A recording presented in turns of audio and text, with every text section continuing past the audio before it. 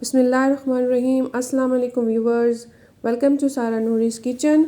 आज मैं आपके साथ रशियन सैलड की बहुत ही शानदार रेसिपी शेयर करने जा रही हूँ, जो कि लो कास्ट है और बनाने में भी बहुत आसान है। रमज़ान शरीफ की जो कि एक बहुत ही हेल्दी रेसिपी है। तो चलें हम इसको बनाना स्टार्ट करते हैं।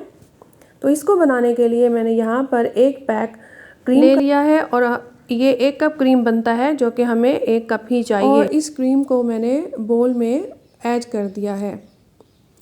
तो क्रीम डालने के बाद जो दूसरी चीज़ हमने ली है वो है मायोनीज़। तो यहाँ पर मैंने 1 कप क्रीम लिया है, तो उसमें हाफ़ कप मैंने मायोनीज़ के ले लिए हैं। और मायोनीज़ डालने के बाद अब मैं इसमें 2 टेबलस्पून शुगर के डाल दूँगी। अगर आप चाहें तो चीनी को स्किप भी कर सकते हैं, क्योंकि हम इसमें फ़्रूट ऐड करेंगे तो फ्रूट में अपना एक मीठा होता है। अब हम चीनी, मायोनीज़ और क्रीम, इन तीनों चीज़ों को अच्छी तरह से मिक्स कर लेंगे और उस वक्त तक मिक्स करेंगे जब तक इसमें चीनी जो है वो अच्छी तरह से यकजान नहीं हो जाती, इसमें अच्छी तरह से चीनी मिक्स नहीं हो जाती।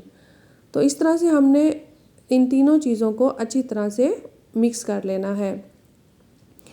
तो मैंने फ्रूट उसमें सबसे ज़्यादा एप्पल लिए हैं और 1 कप मैकरोनी भी बॉईल की है। तो यहाँ मैं रेशो ये रखूँगी कि मैं 2 कप इसमें कटे हुए सेब लूँगी, जो कि फ़्रेश हैं, और मैंने इनके छिलके भी उतार दिए हैं और इनको बारीक बारीक कट कर लिया है। उसके बाद मैंने 1 टीन फ्रूट कॉकटेल का डाल दिया है, जिसमें से मैंने उसका जो पानी है वो नीचे गिरा दिया था। और अब मैंने इसमें 1 कप मैकरोनी के डाल दिए हैं। और मैकरोनी अगर रशियन सैलड में डालें तो इसका टेस्ट बहुत ही अच्छा होता है, टेस्ट इन्हेंस हो जाता है। अगर आप चाहें तो इसको स्किप कर सकते हैं और सिर्फ फ्रूट डाल सकते हैं। तो मैंने इसमें ज़्यादातर सेब इस्तेमाल किए हैं, और वैसे भी रशियन सैलड में ज़्यादातर सेब ही यूज़ होते हैं। तो अब मैकरोनी, फ्रूट कॉकटेल और सेबों को भी हम इसमें अच्छी तरह से मिक्स कर लेंगे अपने रशियन सैलड में।